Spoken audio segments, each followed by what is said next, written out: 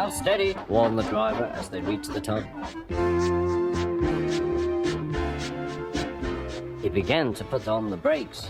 We're stopping, called Thomas. No, answered the trucks, bumping into each other. Go on. Before the driver could stop them, they had pushed Thomas down the hill and were rattling and laughing behind him. Poor Thomas tried hard to stop them from making him go too fast. Stop pushing, he hissed, but the trucks took no notice. Go on, they giggled in their silly way.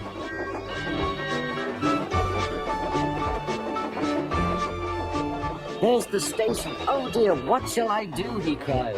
He rattled straight through and swerved into the goods yard. Thomas shut his eyes. I must stop.